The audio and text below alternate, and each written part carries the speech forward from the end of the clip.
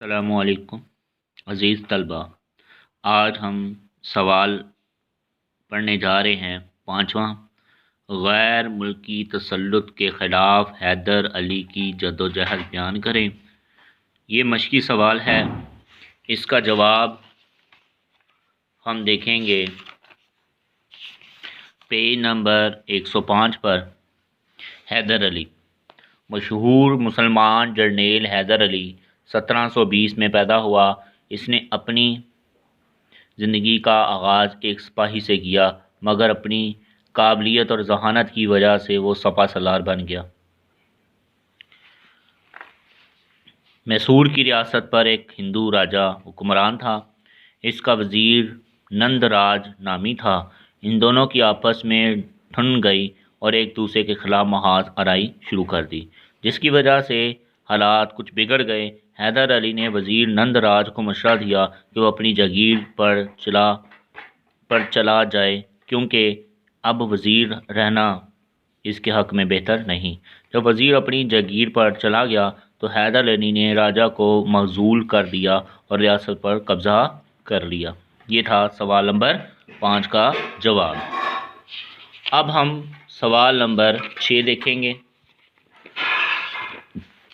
سوال نمبر 6 ہے، ٹیپو سلطان کے اہداف اور انگریزوں کے ساتھ سرنگا پٹم جنگ کی حالات بیان کریں۔ اس کا جواب ہے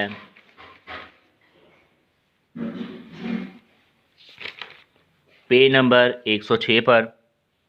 ٹیپو سلطان 1750 میں پیدا ہوا۔ وہ ایک نہایت بہادر سپاہی، اچھے سیاستدان اور بہترین منتظم تھا۔ انہیں اس بات کا پوری طرح یقین ہو چکا تھا کہ انگریز مسلمانوں کے سخت دشمن ہیں اور مسلمانوں کو ہر قیمت ختم کرنے پر تلے ہوئے ہیں۔ برصغیر پر قبضہ کرنا چاہتے تھے، چنانچہ انہوں نے اپنے والد حیدر علی کے مشن کو جاری رکھا اور انگریزوں کے خلاف برسر پیکار رہے۔ ٹیپو سلطان نے انگریزوں سے نبرد آزما ہونے کے لیے کئی دوسرے ممالک سے بھی رابطہ کیے۔ فرانس سے بھی رابطہ کیا، مگر وہاں سے بھی مدد نہ ملی۔ سلطان نے افغانستان کے حکمران زمان شاہ کے پاس بھی سفیر بھیجا، مگر وہاں سے بھی کوئی مثبت جواب نہ آیا۔ ٹیپو سلطان کے پاس ایران کا شہزادہ کسی وجہ سے ناراض ہو کر آ گیا۔ آپ نے شہزادے کی بہت عزت کی۔ جب اس کے ایران میں حالات ٹھیک ہو گئے تو اسے انعام و اکرام دے کر رخصت کیا گیا۔ اس نے مدد کا وعدہ کیا۔ انگریزوں کو اس بات کا پتہ چلا تو انہوں نے مہدی علی خان کو سفیر بنا کر ایران بھیجا۔ اس نے ایران کے بادشاہ کو اتنا دباؤ ڈالا کہ بادشاہ خاموش ہو گیا اور اس نے ٹیپو سلطان کی کوئی مدد نہ کی۔ انگریزوں نے ایک اور چال چلی۔ انہوں نے مرہٹوں اور نظام حیدر کو بھی ساتھ ملا لیا، کیونکہ انگریز ٹیپو سلطان کو ہر قیمت پر ختم اور برصغیر پر قبضہ کرنا چاہتے تھے۔ اس کے علاوہ انگریزوں نے ٹیپو سلطان کے اہم منصوبوں پر فائز لوگوں کو بڑی رشوت دے کر اپنے ساتھ ملا لیا۔ وہ انگریزوں کا دم بڑھنے لگے اور انگریزوں کے ہم خیال ہو گئے۔ ٹیپو سلطان نے انگریزوں کے ساتھ جنگ کرنے کا فیصلہ لیا اور مرہٹے اور نظام حیدرآباد اور بہت سارے لوگ انگریزوں نے اپنے ہم خیال کر لیے۔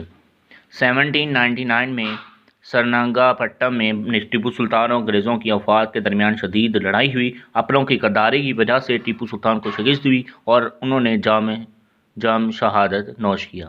اس کے 2 بیٹوں کو یرغمال کر لیا گیا۔ سلطان ٹیپو سلطان کی شہادت کے ساتھ ہی برصغیر کی آزادی کا خاتمہ ہو گیا۔ آخری وقت میں ایک انگریز نے مسلمانوں کو مشورہ دیا کہ وہ اپنے آپ کو انگریزوں کے حوالے کر دے۔ ٹیپو سلطان نے جواب دیا تھا، شیر کی ایک دن کی زندگی گیدڑ کی 100 سال زندگی سے بہتر ہے۔